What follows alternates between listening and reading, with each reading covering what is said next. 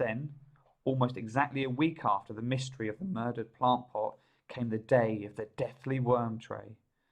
After assembly one morning, Mrs. Khan told us all to get our workbooks from our class trays. But when Ahmet pulled his open, he found it bursting with a whole pile of large, fat, wriggling worms. He cried out and dropped the tray on the floor so that all the worms went flying out across the room. That made Dean, who sits on the table behind me, be sick all over his table. Dean is scared of anything that doesn't have any legs on it, even snails, but he hates worms the worst. Mr. Whitaker, the school cleaner, had to come and clean it all up, and Mrs. Khan and Miss Hemsey were very angry and checked all our trays. But no one else had a single worm in their tray, not even Tony the nose picker, who likes to collect all kinds of strange things in his tray.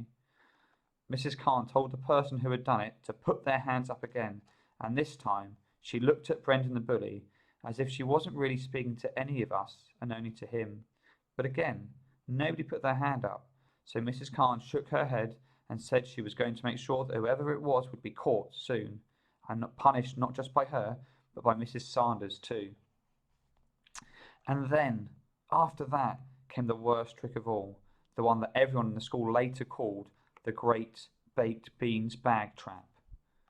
Every morning, right before Mrs. Khan takes the register, everyone has to put their school bag on their own special hook at the back of the class, and we're only allowed to take our PE kit or homework or lunch boxes out when we're told to.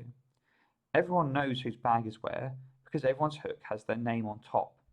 Just days after the day of the deathly worm tray, Mrs. Khan told us to get up and collect our PE kits from our bags, just like she always did on Wednesdays. But when Ahmet went to get his PE kit and unzipped his rucksack, a lumpy river of baked beans burst out and splodged and splashed all over him. Everyone cried out, "Ooh!" and then instantly fell silent.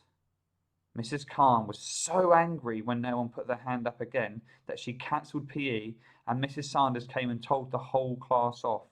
It was horrible, especially because Ahmet started to cry when he saw what had happened to his PE kit and his bag. I think everyone knew it was Brendan the bully who had done all these things, but no one could prove it, not even Mrs. Khan. After that day, the door to the classroom was locked every break time and at lunchtime, which stopped anything else from happening to Ahmet's things. But I wanted more than anything for Brendan the bully to be caught and to prove he was a criminal. So Michael brought his granddad's magnifying glass in and we all searched for clues, but we couldn't find a single one, not even in the school bins. Ahmet was more upset about the Great Baked Beans bag trap than any of the other things that had happened, and even though Miss Hemsey washed his rucksack with lots of washing up liquid, it looked even worse than before and smelled strange too. But Ahmet still brought it into school every day. I wanted to know why he didn't get a new one, or why Miss Hemsey kept saying that it looked fine when it didn't. And then, just 2 days after the Great Baked Beans bag trap, I found out. We had all put away our books and were getting ready for group story time, just like we always did on Fridays, when Mrs. Carr made a surprise announcement. "Now, everyone," she said, "this is our last afternoon before we all break up for the half-term holidays, and I thought we could do with a treat. Instead of us all reading a story together, we're going to listen to one instead, and it's a very important story because it's going to be told to us by someone very special in our class." Looking over at Ahmet and Miss Hemsey, she waved them over to where she was standing. I didn't know it just then, but I was about to have nearly all of my original 11 questions answered in one go.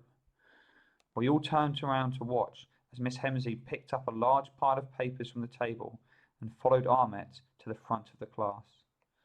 I want everyone to listen carefully, and I don't want anyone asking any questions until after Ahmet has finished telling his story. Is that understood?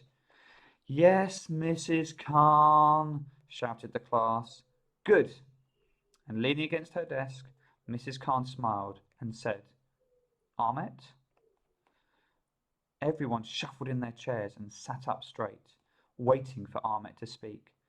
I wondered if he would tell the story in English or in Kurdish, but I was so excited I didn't really care. Hello, my name is Ahmet. I am 9 years old and I am a refugee. I come from Syria. As he said this, he pointed to Miss Hemsey, who held up a drawing showing a house and a tree and a car in front of some mountains. And in front of the car were 4 people labelled me, Mum, Dad, and Sister, and a cat. This was the drawing. I was surprised because I had never thought about Ahmet having a brother or a sister. I thought he was like me and didn't have any. His sister wasn't at our school. In the picture, she looked smaller than him, so maybe she was in a nursery. But in Syria, there is a big war, said Ahmet, and he pointed to Miss Hemsey again, who held up another picture. This one showed buildings on fire and bombs dropping from a plane, and lots of people lying on the ground, and other people holding guns. It looked like this. Josie stopped chewing her hair and looked at me, and then looked back at the drawing again, and from behind I heard someone whisper, "Whoa, he's seen a real bomb and a real gun." Because of war, my family run away, said Ahmet. His lion eyes became big and round and watery. We went on mountain and rivers and carry bags and cat.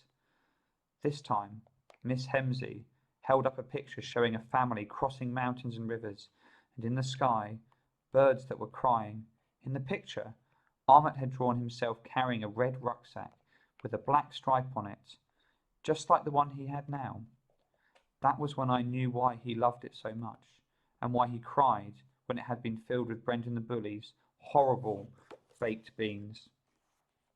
He had carried it all the way from his house and over a mountain, which meant it was lots more important and lots more special than any of our bags. This was the picture. Then, nowhere safe, so we got on a big boat on Big Sea. This time, Miss Hemsey held up a drawing of a boat, but the boat wasn't like a normal boat with sails and pointy ends and wooden sides. This one was flat and round and was orange on the sides, just like the ones I'd seen on the news. They didn't have any toilets on them, and inside the boat were lots of people, all wearing vests that made them look like puffin birds. But there were people in the water too, and they had bubbles coming out of their mouths saying, "Help me!" Everyone leaned forward in their chairs and tried to read the labels that Ahmet had put over some of the people's heads. I saw me and Mum and Dad, but there wasn't one for sister or cat. I know cats don't like water because Josie has a cat and she says it screams whenever it rains and always wants to stay inside. So maybe Ahmet's cat didn't want to get into the boat, and maybe his sister didn't want to leave it behind, so she stayed behind to look after it. This was the boat picture. Then we are in another country called Greece, said Ahmet. We live in tents with lots of people who run away like me. They come from lots of countries like Afghanistan and Pakistan and Eritrea. The next picture showed a flag with blue and white stripes and a white cross in a blue corner. And next to it were lots of tents and people everywhere sitting next to fires and sleeping on the floor. In this picture, only the words me and Dad could be seen. Ahmet's mum must be sleeping inside one of the tents. This was the picture. Then we walk long time. In lots of country, it was cold and we sleep on floor. And then we stay in France. This time, Ahmet pointed to the next picture with his finger and showed us the railway tracks he had drawn. On it were people carrying suitcases and children, and all of them were walking to a wall with barbed wire on the top. Everyone looked sad, and in the corner there were army tanks and soldiers holding guns, and all the guns were pointing at the people with the suitcases and children. Miss Hemsey held this drawing up for longer than any of the others, because Ahmet was looking at it and didn't seem to want to stop staring at it. This was the drawing. Then I come here and come to school. I like here. No bombs. It's safe, and I like new friends and teacher and play football. Ahmet stood and stared at everyone, and everyone stared back. Mrs. Khan blew her nose loudly, and Miss Hemsey put the drawings down and gave Ahmet a hug. Thank you, Ahmet, said Mrs. Khan, standing up and putting a hand on his shoulder. Everyone, let's give Ahmet a huge round of applause for being so brave and for sharing his story with us. We all clapped, but we didn't clap as loud as we usually do for stories, because I think we were feeling strange. I don't think any of us had ever heard a story like it before.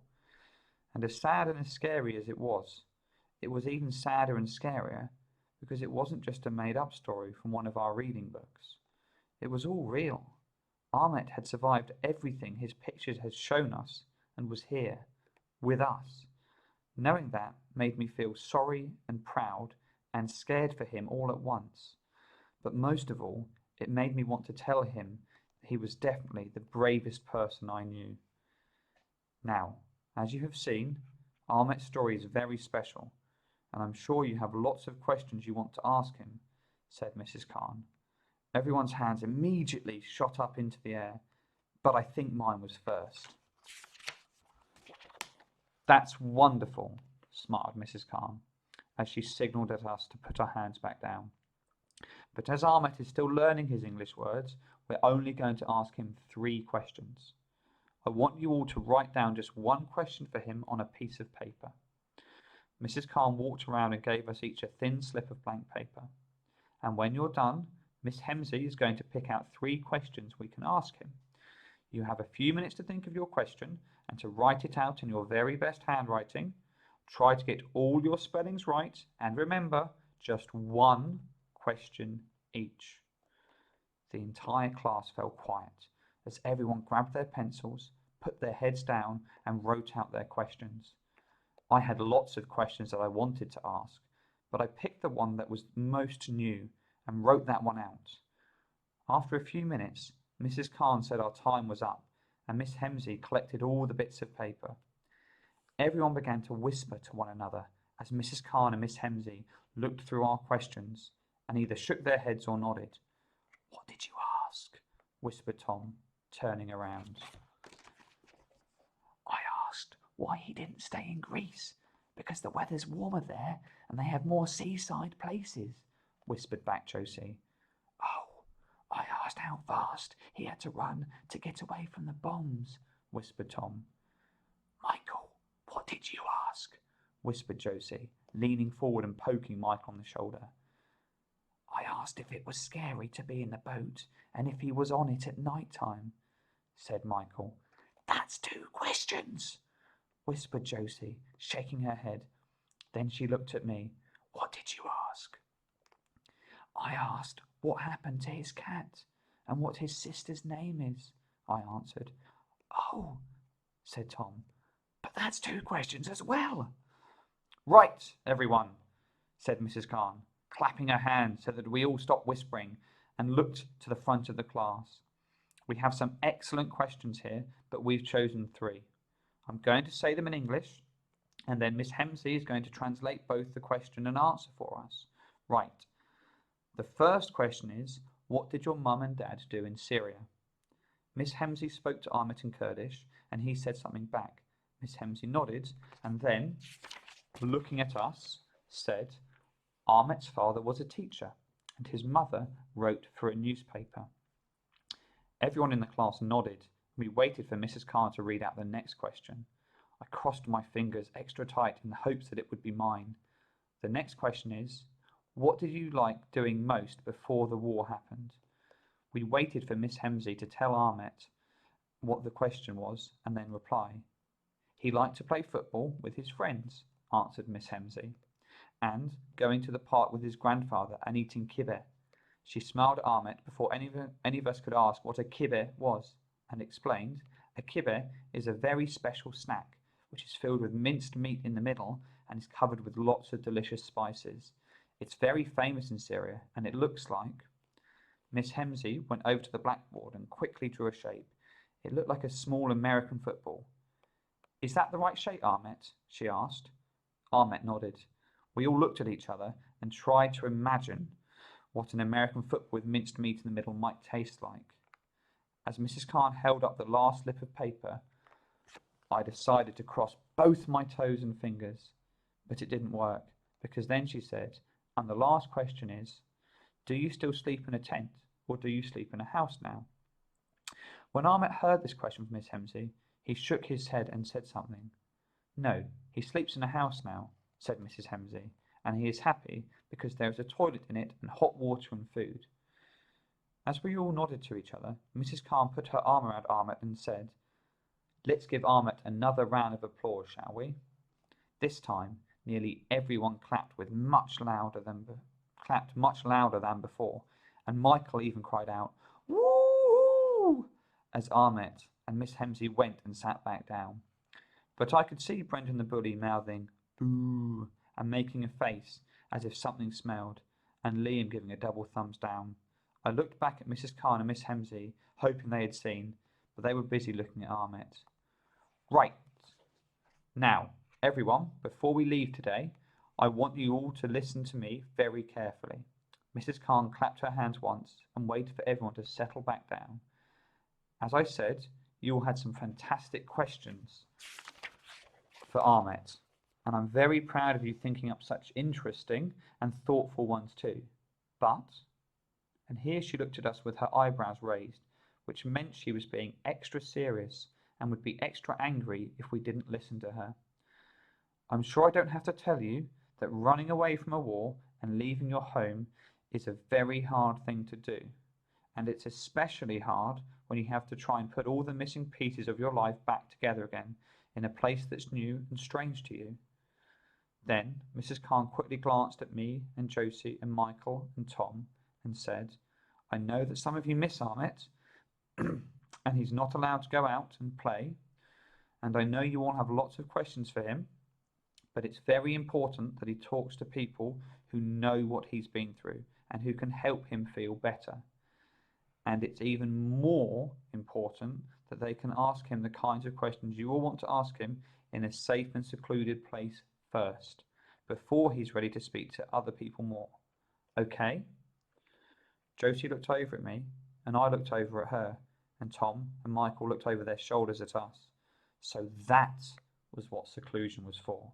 It was so that Ahmet could talk to people. So, continued Mrs. Khan, I want you all to promise me that you won't ask Ahmet any more questions about the war or about his family without asking me or Miss Hemsey first. Is that understood? Yes, Mrs. Khan, said the class as the bell for home time began to ring. Good. Now, row one, put away your things and off you go. Make sure you have everything you need for your homework and assignments for the half term, and I'll see you in a week's time. As we waited for our row to be called out, I looked over my shoulder at Ahmet and wondered what pieces he was still missing before he could put his life back together again. It was like a jigsaw, I thought. I hate doing jigsaws, even the easy ones, because I always get bored halfway through, and I couldn't imagine trying to do one that had pieces missing. I sure hoped that when he was running away from all the bullies and the bombs, Ahmet hadn't lost any of the important pieces on the way, and that, if he had, someone was helping him find new ones that were exactly the right shape and colours that he needed.